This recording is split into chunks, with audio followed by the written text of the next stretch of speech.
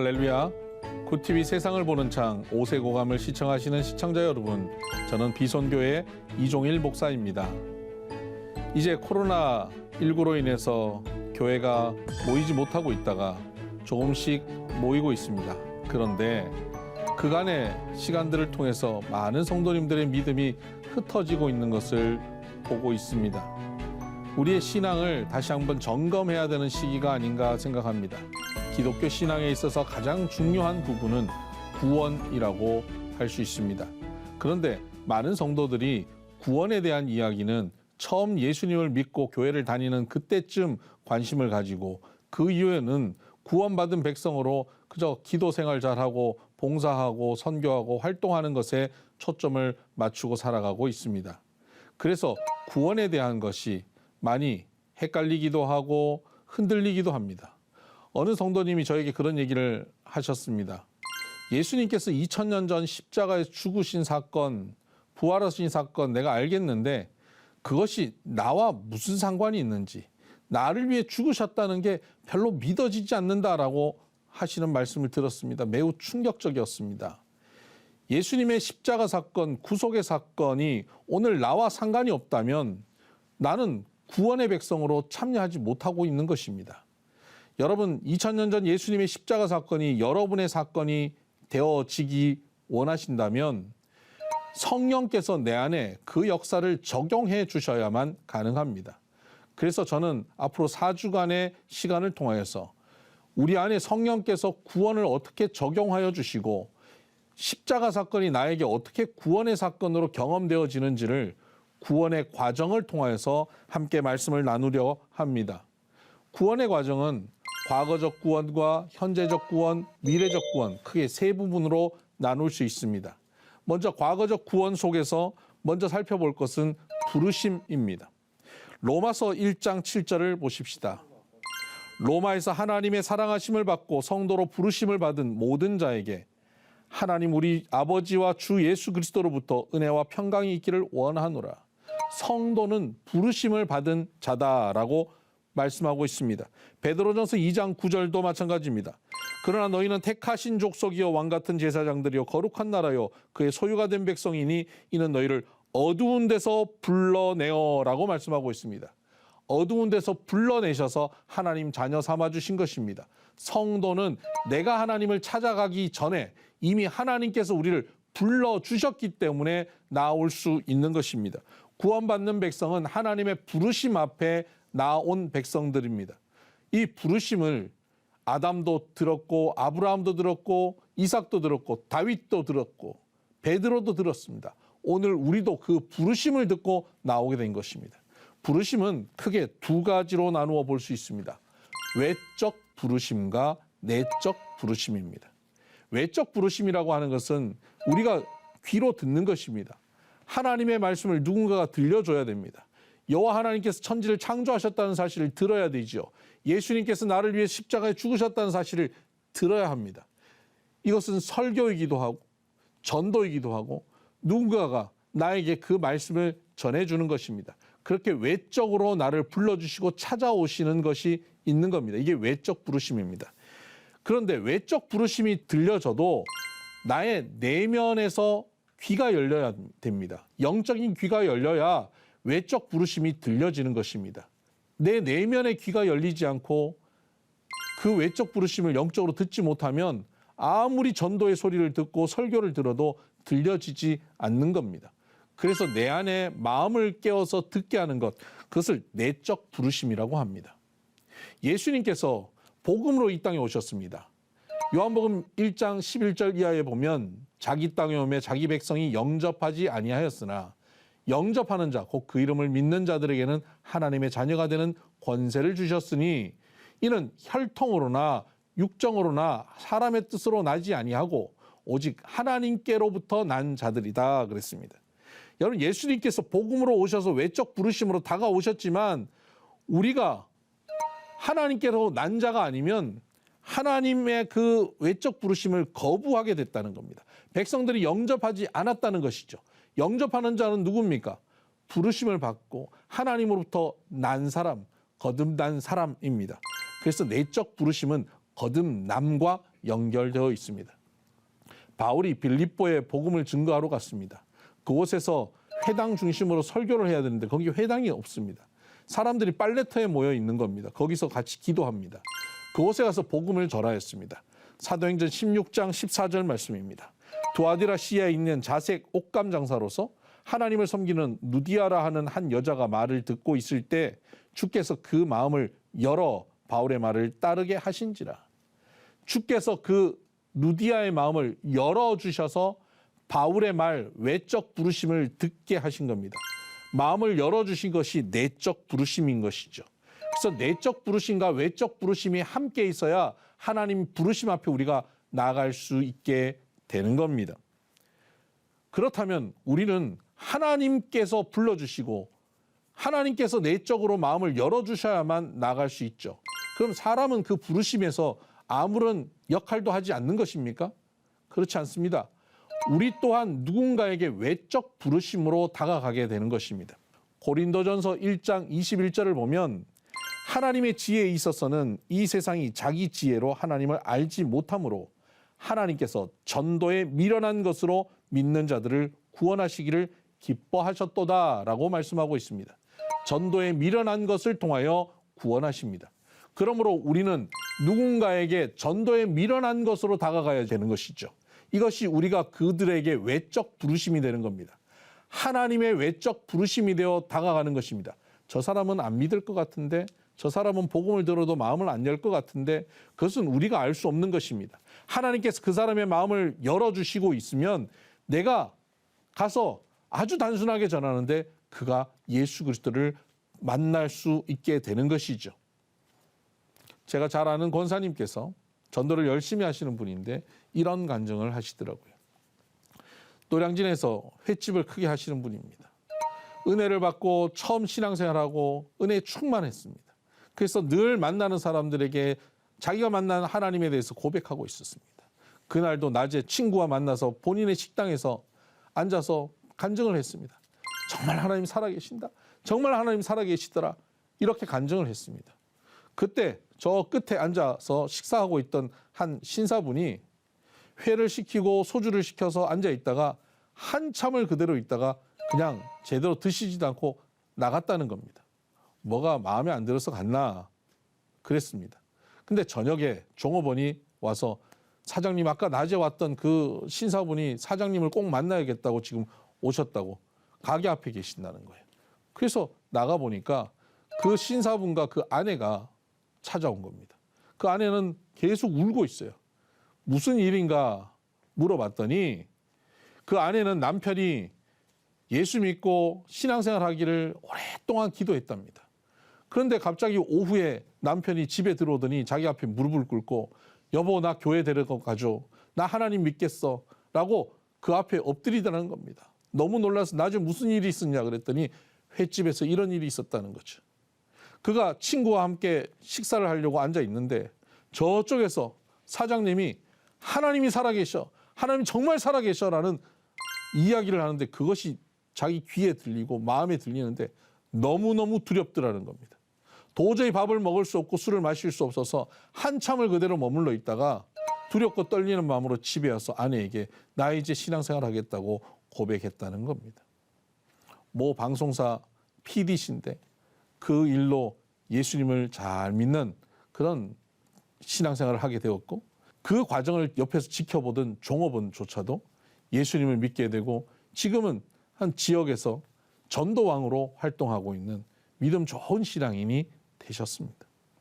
모두 다 그들 마음에 하나님께서 그 마음의 문을 열어주신 겁니다.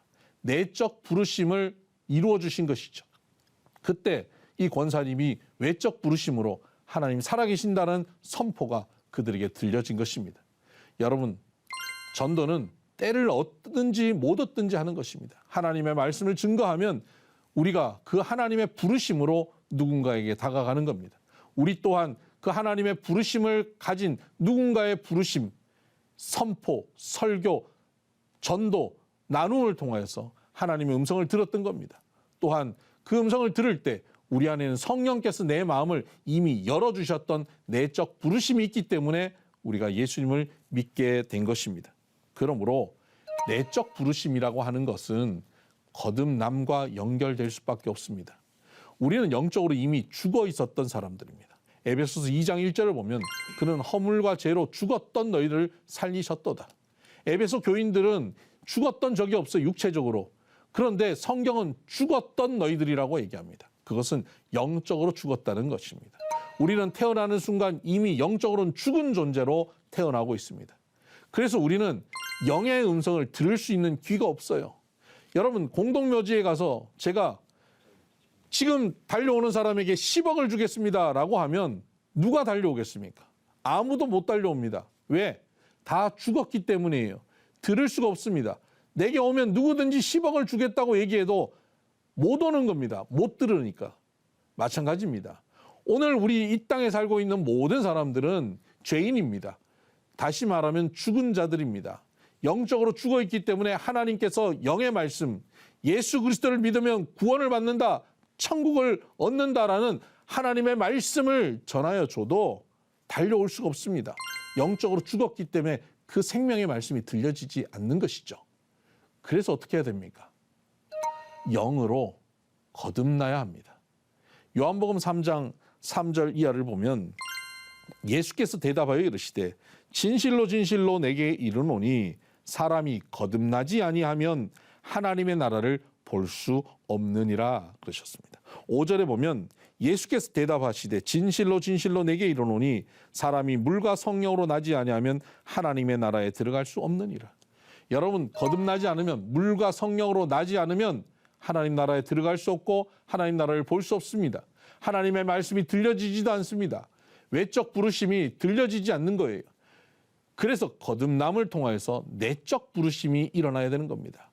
6절을 보면 육으로 난 것은 육이요 영으로 난 것은 영이니 우리는 어머니 뱃속에서 육으로 났습니다. 그런데 이제 성령으로 다시 거듭나야 하는 겁니다. 거듭난다는 것은 born again입니다. 다시 태어난다는 것이죠. 원어 성경에 좀 더 가깝게 번역을 하면 born from above입니다. 하늘로부터 위로부터 태어난다는 것입니다. 우리의 힘이 아니에요. 하나님께서 우리를 거듭나게 하신다는 거예요. 성령이 우리를 새롭게 하여 주신다는 겁니다. 근데 성령이 우리를 새롭게 하시는 그 거듭남의 사건은 우리가 인식하지 못하는 순간 일어납니다. 그래서 요한복음 3장 8절을 보면 바람이 임의로 불매 내가 그 소리는 들어도 어디서 와서 어디로 가는지 알지 못하나니 성령으로 난 사람은 다 그러하니라. 거듭난 사람은 이러하다는 겁니다. 성령께서 어디서 와서 어디로 가는지 알지 못하는 것처럼 성령이 나를 거듭나게 하시는 그 순간을 내가 제대로 알지 못하는 겁니다. 어떤 신앙인들은 그럽니다. 당신 거듭났습니까? 언제 거듭났습니까? 몇 년, 몇 월, 며칠에 거듭났습니까? 여러분, 이렇게 묻는다면 조금 문제가 있습니다. 거듭남은 우리가 인식할 수가 없습니다. 성령께서는 나의 동의와 상관없이 내 안에 임재하십니다. 바람이 불어서 어디서 어디로 가는지 알지 못하듯 내 안에 오시는 겁니다. 마치 감기 바이러스가 우리 코 안으로 들어올 때 우리가 느끼지 못하듯 바람이 내게 불듯 성령께서 내 안에 임재하십니다. 나도 모르는 순간에 임재하십니다. 3년 전인지 10년 전인지 알지 못합니다. 그렇게 성령께서 내 안에 오셔서 내 영을 깨우십니다. 내 영이 깨어나면 그 이후에 감기 바이러스가 들어와서 점점 내 코를 멍멍하게 하고 기침이 나오게 하듯이 성령께서 내게 오시면 성령의 역사에 영향력이 나타납니다. 그 가장 대표적인 것이 말씀이 들려지기 시작한다는 겁니다. 내적 부르심, 마음의 문이 열린다는 것이죠. 영의 음성, 하나님의 말씀이 들려지는 것입니다. 점점 우리가 깨닫게 됩니다. 무엇을 깨닫냐면 내가 죄인인 것을 깨닫습니다. 요한복음 16장 8절을 보면 그가 와서 죄에 대하여 의에 대하여 심판에 대하여 세상을 책망하시리라 그랬습니다.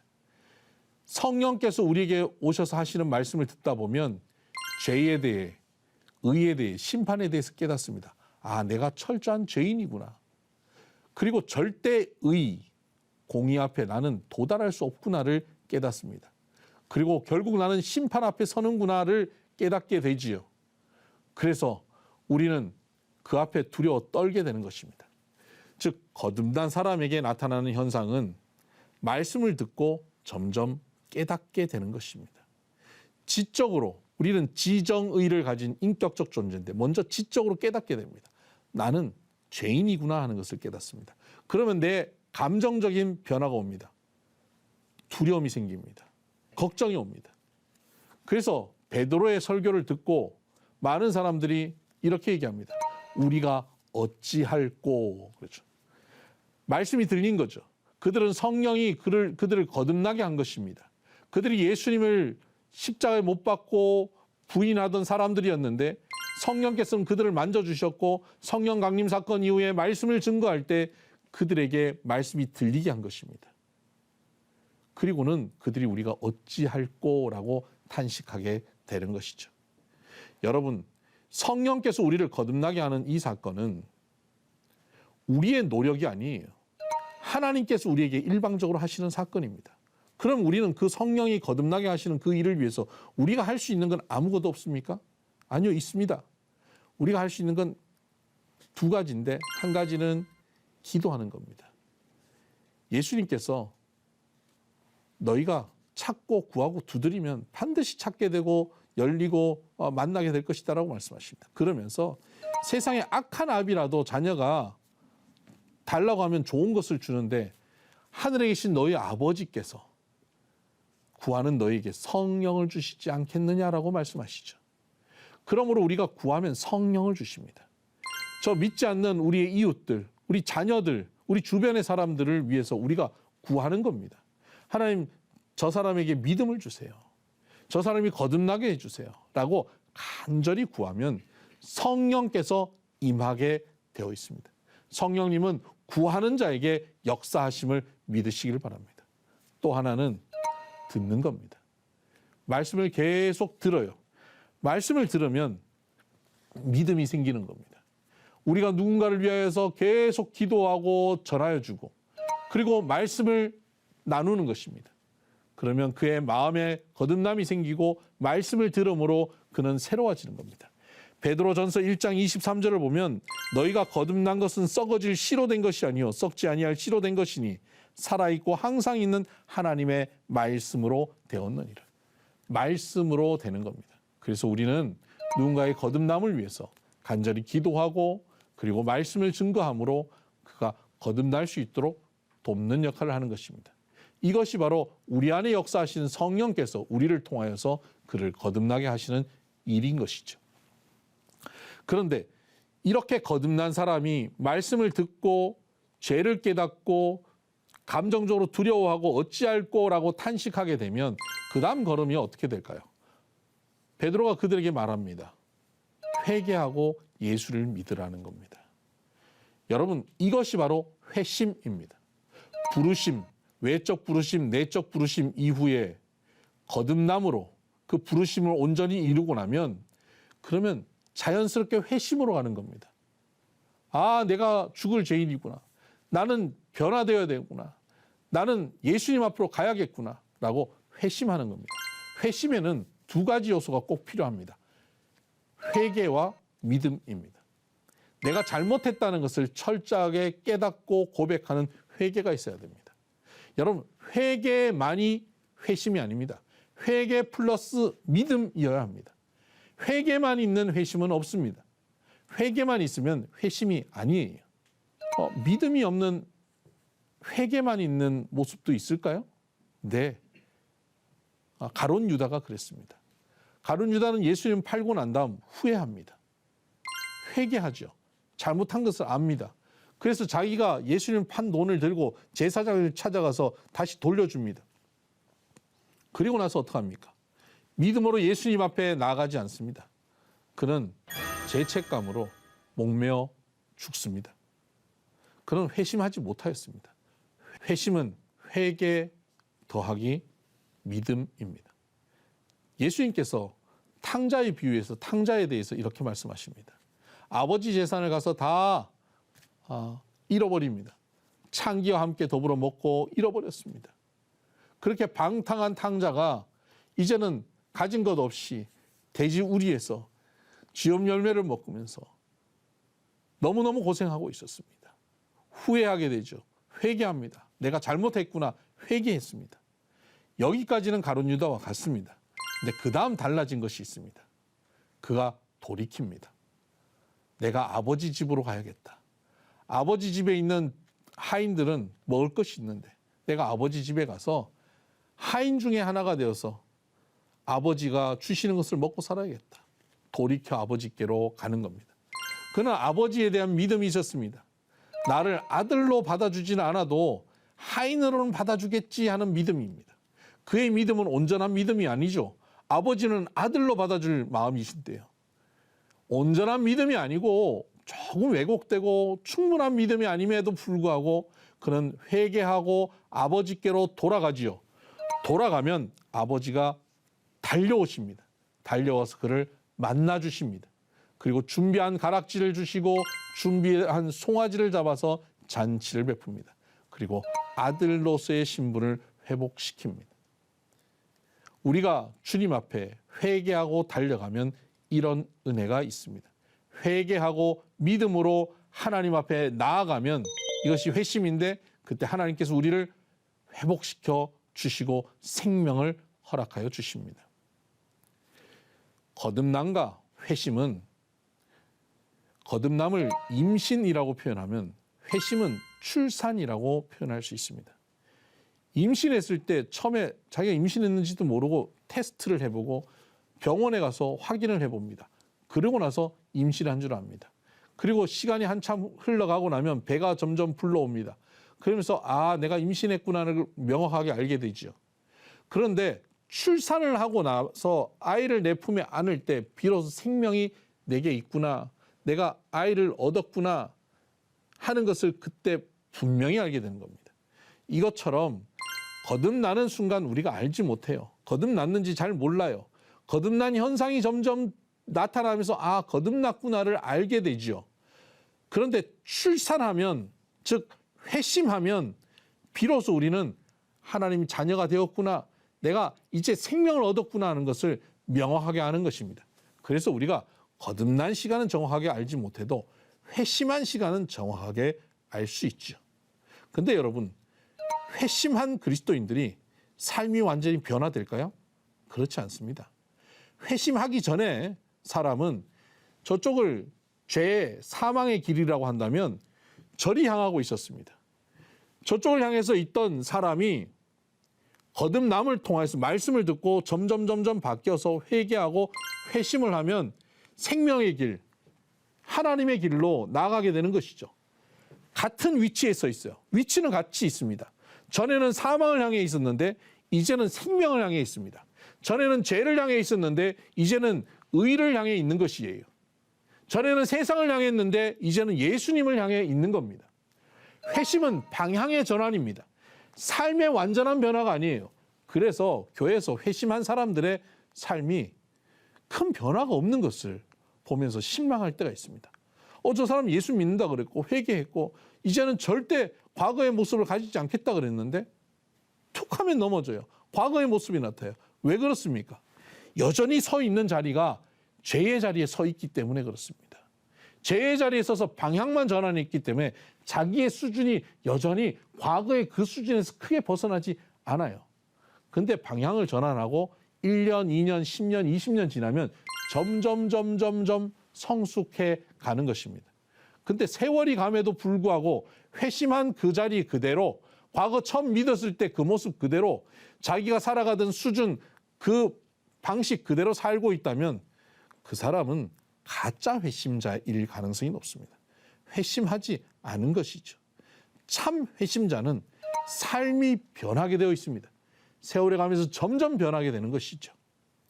예수 믿고 회심하고 난 구원받았다. 그리고 과거의 삶 그대로 편안하게 과거처럼 그대로 산다면 그는 사실 예수 믿고 회심하고 구원받은 사람이 아닐 가능성이 높습니다. 요한 웨슬레의 어머니인 수잔나가 자녀들을 위해서 기도하면서 이렇게 기도합니다. 하나님, 우리 자녀가 돈 많이 벌게 해주세요. 사업에 성공하게 해주세요. 편안하게 살게 해주세요. 그렇게 기도하지 않았습니다. 제 자녀가 참 회심을 할 수 있게 해 주옵소서. 그 기도대로 자녀들은 참 회심을 하고 하나님 나라의 귀한 일꾼으로 쓰임 받습니다. 여러분, 이 시대에 참 회심자가 필요한 때입니다. 오늘 여러분의 자녀가 참 회심자가 되기를 소원한다고 이렇게 기도하십시다. 우리의 자녀들이 참 회심자가 되게 하여 주옵소서. 이 나라 이 민족에 참 회심자가 많아지게 하여 주시옵소서. 이것이 이 나라 이 민족에 주어지는 부흥인 줄 압니다. 이러한 부흥, 회심의 부흥이 우리 가운데 풍성히 일어나게 되기를 바랍니다. 하나님의 말씀으로 세상을 이해하고 바라보는 마음의 창이 여러분 안에 열리기를 소망하며 이 시간 마치겠습니다. 감사합니다.